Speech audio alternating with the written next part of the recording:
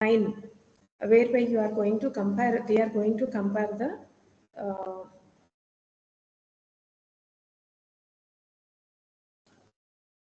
the various digital modulation techniques, namely the pulse code modulation and delta modulation systems. Here you can see, let us compare the PCM system with the delta modulation. And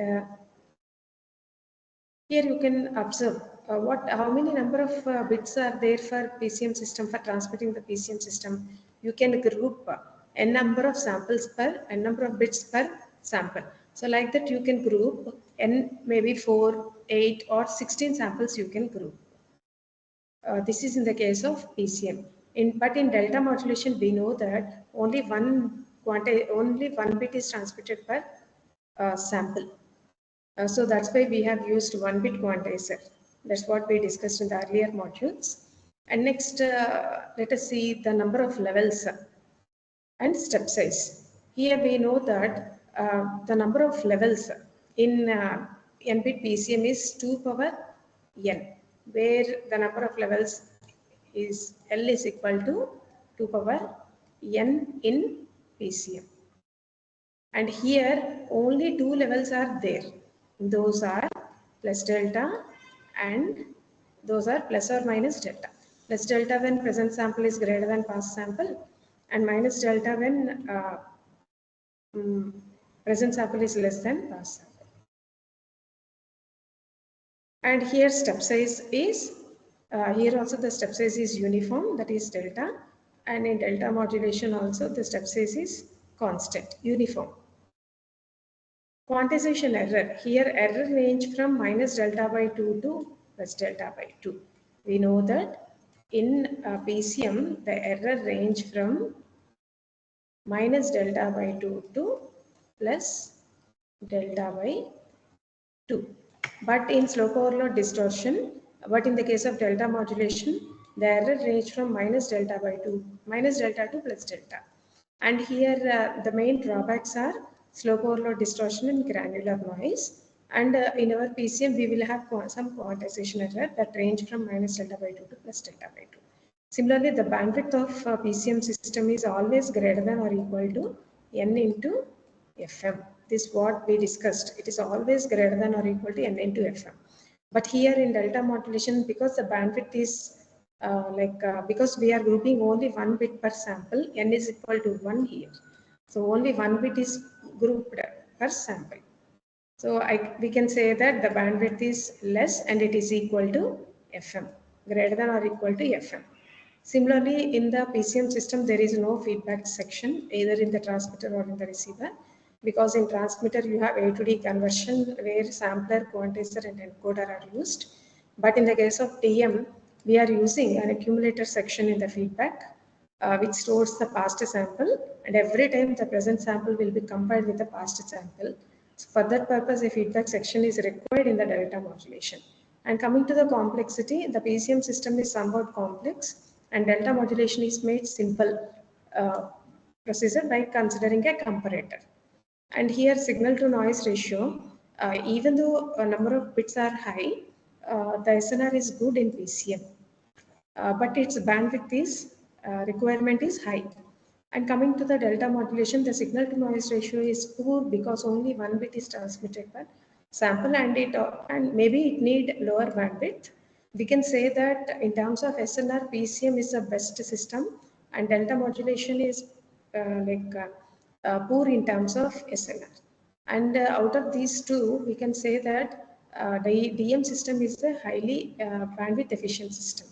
And coming to the area of applications, our PCM is you can be used in audio or video telephony, and our delta modulation can be used in speech and images. Because in the audio or video telephony, SNR plays a major role, and in speech transmission, the bandwidth is a major requirement.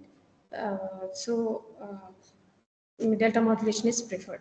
And also we can say that SNR for delta modulation is, we already calculated, it has 3 pi fs cube by omega m cube. This is one difference between DM and PCM.